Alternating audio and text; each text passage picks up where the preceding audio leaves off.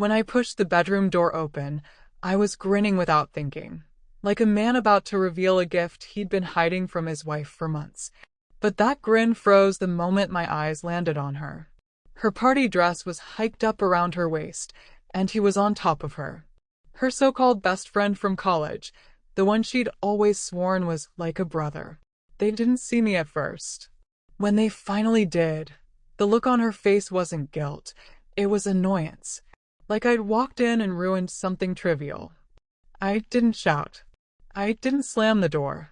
Instead, I stepped all the way inside, closed it gently behind me, and said, "Don't stop because of me."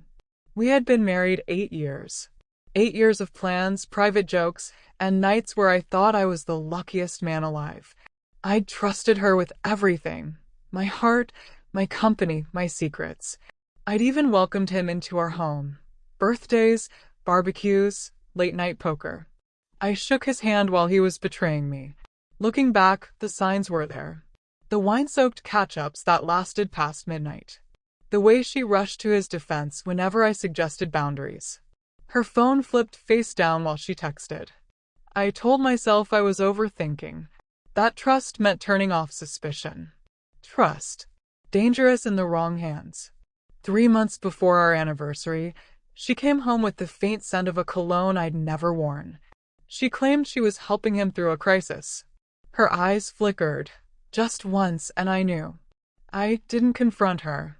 I went silent. And in that silence, I began to plan. First, I called Mark, a private investigator who owed me a favor. Within a week, I had everything. Photos, videos, receipts, timestamps. Their precision almost made it laughable. They weren't careless. They were systematic. Then I contacted my lawyer. We combed through the prenup, the one she'd insisted on signing to prove she wasn't after my money. Ironically, it guaranteed that if she cheated, she'd walk away with nothing. But I didn't want to just catch her. I wanted them both ruined. Piece by piece, the plan came together. I drained joint accounts, moved property titles temporarily to my brother, reassigned company shares she thought she controlled. Everything legal. Everything airtight. Then I set the stage. For our anniversary, I invited her entire family. Parents, siblings, cousins she barely tolerated. I told them I had a special surprise for her. In a way, I did. Back in that bedroom, she clutched the sheets. He scrambled into his pants. Panic flickered in their eyes, but I stayed calm. "I think we should all talk," I said evenly. Before either could speak, I dialed. Music and laughter floated from downstairs. Then her mother's voice answered. "Can you come upstairs? Bring everyone." Her eyes went wide. "You wouldn't." "Oh, I would," I said. And I did. The footsteps came, then a knock, then the door opened. Her parents. Her sister. 2 cousins, still holding glasses of champagne. Their smiles froze as the scene registered. Her clutching the sheets, him half-dressed, me leaning casually against the dresser. Silence pressed in from all sides. I turned to her father. "Mr. Collins, you'll want to see this." From my pocket, I pulled a small black flash drive. Every photo, every video, every receipt. It's all here. I placed it in his hand like an unwanted gift. His face drained of color before he even looked. Her mother covered her mouth. Her sister whispered, "Oh my God." That's when she started crying.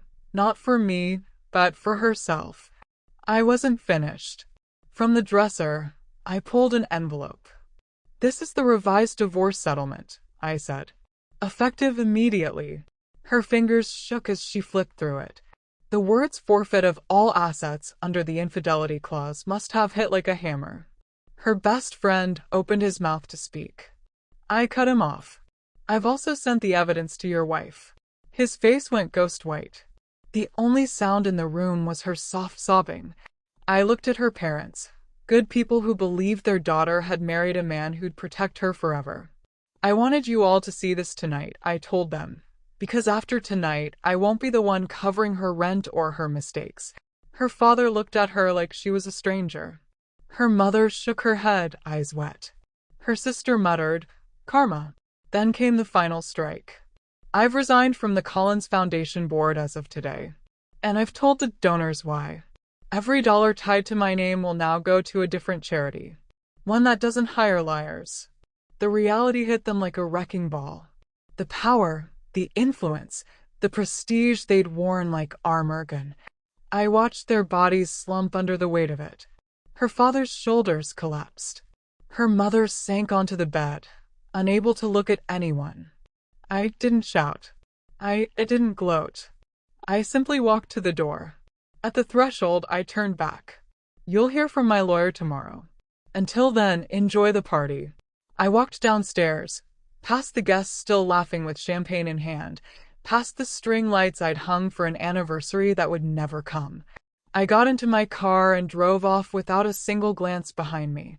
That was 6 months ago. The divorce wrapped in 3 weeks. She moved in with him, until his wife took everything and left him penniless. Last I heard, the two of them were renting a tiny place far from the city, working jobs they once mocked. Do I regret it? Not for a second. I gave her love, loyalty, and trust. She gave me betrayal. So I gave her justice. And justice, served ice cold, chills everyone it touches.